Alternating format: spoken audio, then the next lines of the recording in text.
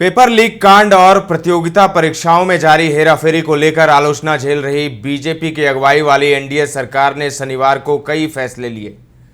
सरकार ने राष्ट्रीय परीक्षण एजेंसी यानी एनटीए के प्रमुख को हटा दिया। इसके अलावा एजेंसी के कामकाज की समीक्षा के लिए एक पैनल का गठन कर दिया।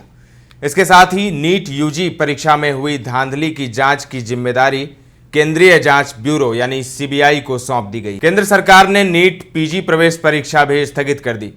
पिछले सप्ताह सरकार ने यूजीसी नेट की परीक्षा रद्द कर दी थी। सरकार को इस बात की भनक लग गई थी कि नेट का प्रश्न पत्र डार्क नेट और टेलीग्राम पर लीक हो गया है। आप देखना शुरू कर चुके हैं दर्श न्यूज। मैं हूं दिव्यांशु। चलिए जानते हैं नीट पेपर लीक कांड पर 10 बड़ी बातें। नीट परीक्षा जैसी शर्मनाक विवाद के लिए जिम्मेदारी तय करते हुए केंद्र सरकार ने शनिवार को एनटीए के महानिदेशक सुबोध सिंह को हटा दिया। उन्हें अगले आदेश तक कार्मिक और प्रशिक्षण विभाग में प्रतीक्षा पर रखा गया है।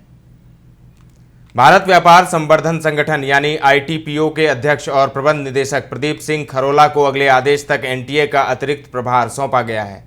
एनटीए एक नोडल एजेंसी है जो हर साल यूजीसी नेट और नीट सहित कई प्रवेश परीक्षाओं का आयोजन करती है। केंद्र सरकार के शिक्षा मंत्रालय ने एनटीए के कामकाज की समीक्षा करने और सुधारों की सिफारिश करने के लिए 7 सदस्यीय पैनल का गठन किया। पैनल का नेतृत्व इसरो के पूर्व प्रमुख के राधाकृष्णन करेंगे।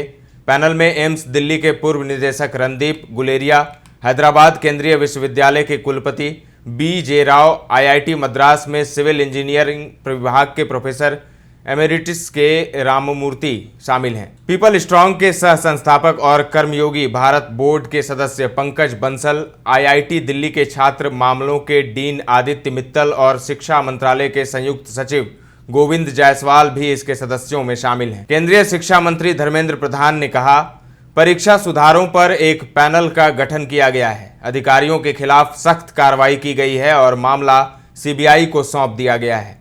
उन्होंने कहा कि सरकार किसी भी कीमत पर छात्रों के हितों की रक्षा करेगी। मंत्रालय ने बताया कि नीट यूजी की परीक्षा में कथित अनियमितताओं, धोखाधड़ी और कदाचार के मामले सामने आए हैं। इसने कहा कि पारदर्शिता बनाए रखने के लिए मामले को व्यापक जांच के लिए सीबीआई को सौंप दिया जाएगा।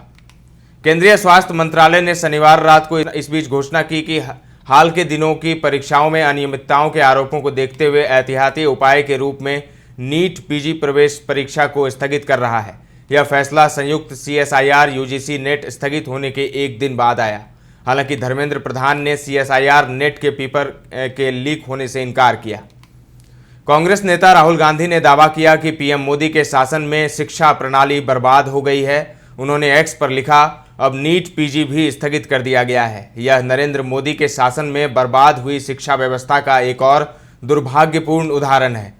अब यह स्पष्ट है कि हर बार चुपचाप तमाशा देखने वाले मोदी पेपर लीक रैकेट और शिक्षा माफिया के सामने पूरी तरह से बेबस हैं। आपको बता दें कि नीट यूजी में पेपर लीक के आरोप तब सामने आए जब देश की सबसे कठिन परीक्षाओं में से एक में 67 मेडिकल उम्मीदवारों ने पूरे अंक हासिल किए।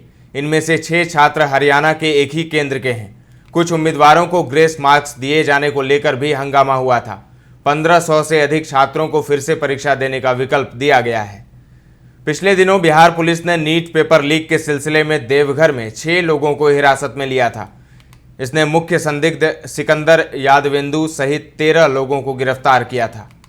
केंद्र सरकार ने प्रतियोगी परीक्षाओं में कदाचार और अनियमितताओं को रोकने के लिए एक कानून को अधिसूचित किया है। इस कानून में अपराधियों के लिए अधिकतम 10 साल की जेल की सजा और 1 करोड़ रुपए तक के जुर्माने का प्रावधान है।